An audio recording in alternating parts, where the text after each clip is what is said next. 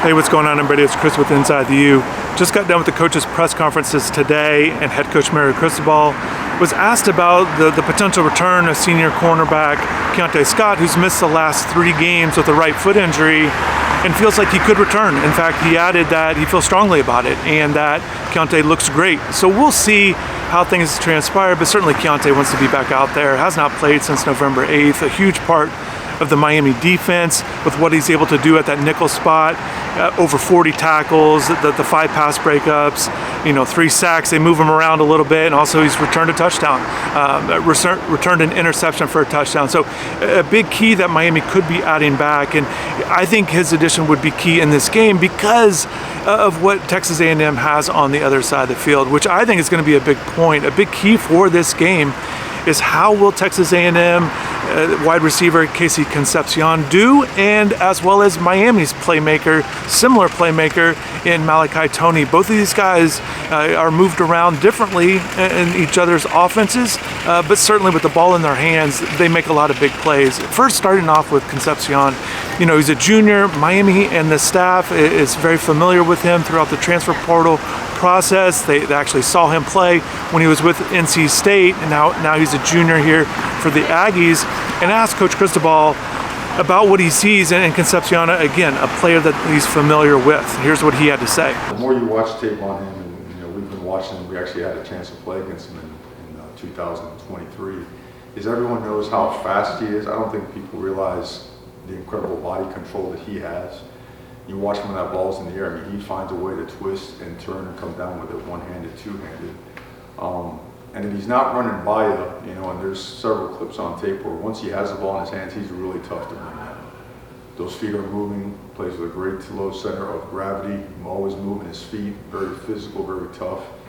You could tell they have a really good weight room, a really good strength and conditioning program, and I think he exemplifies, that in the way that he plays the game.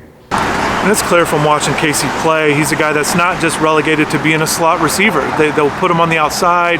He's also a guy that can run his routes over the middle. And again, the yards after catch is going to be big, and Miami's got to do a good job of limiting that. But he's also a guy downfield. He can get down the sideline and make plays that way. So I think it's going to be huge for Miami to make sure they're keeping him in containment. And I think it could kind of decide how these offenses operate on Saturday. If Casey's able to make big plays, yards after the catch, things like that he's been able to do all season long, that's certainly going to bode well for Texas A&M and the things he's been able to do so far this season. And whether it is Keonte guarding him or, if he doesn't play, freshman Bryce Fitzgerald has stepped into Keonte's place.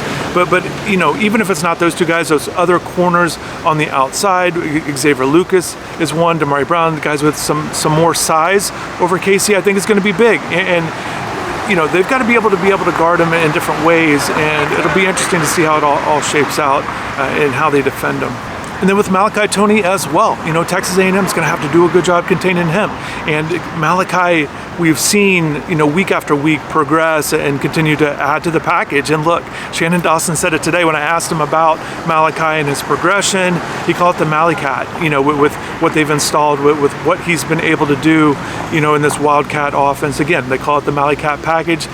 Him being able to throw the ball out of it, a lot of times you don't see that, but certainly Malachi's done a good job of being a threat there as well. And certainly Texas A&M is going to do their best to contain him, but they're going to move him around. And Shannon said that too. Essentially, I asked him, my question had to do with, where he's kind of evolved as the season has gone on here in his freshman season. And he's putting up huge numbers and a big part of this offense. But Shannon feels like he's kind of been the same guy. It's just that they've had to essentially trust him as the season's gone on. And he's trying to give him as much as possible, as much as he can handle.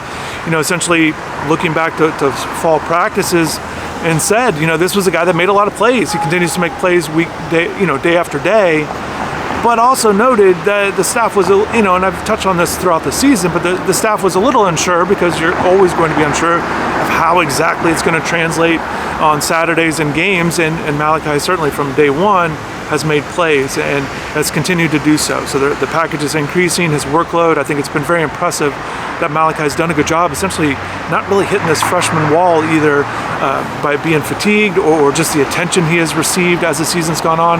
He's done a really good job, and also making more plays. It hasn't just been limited. So certainly he's a big factor for what Miami wants to do on offense, and they're going to do everything they can to get him the ball in a variety of different ways. And I think it's just going to be important for these teams. Again, from what I said, how will these two-star receivers fare? Because they can make plays in different ways, and the yards after catch, I'm going to keep touching on that because that's going to be big. It's not just that the quarterbacks are going to get these guys the ball, but what do they do after the catch? Both teams have to be sharp on tackling, and I think, again, because of how much they're impacted with what they do for their respective offenses, it could really make a big difference in this game. So who's going to be able to make more plays? These two individuals, how will the defense do against them and doing their best to limit them? I think that's going to be a big thing. And just lastly, as I mentioned, both coordinators did speak today in addition to Coach Cristobal. And I wanted to ask just Coach Heatherman. We've not spoken to him since signing day, so I want to get his take on the defensive guys that they signed in the class. Two things stood out to me that he said about this class. It's his first class at Miami, first full class since he's taken over as a defensive coordinator. And two things. It feels like this defensive players that they signed has a lot of speed. He noted that at all three levels, but also said that the love of the game. They wanted to get guys that really love the game of football. So those were two things that stood out to me with what he said with this class. And certainly plenty more to discuss in the offseason about this signing class, but I definitely just want to pass that along. But again, it's going to be a big key. Concepcion and Toney, how they do in this game. More to come as we kind of build up this game, but good being out here at the press conferences. Definitely drop in the comments below maybe some keys with those two players, how to defend them, and how you think the matchup's going to go with those two, but also other key matchups that you think are going to be key in this game. I'll certainly get to those as I see it. So thanks for watching. Have a good rest of the day, and take care.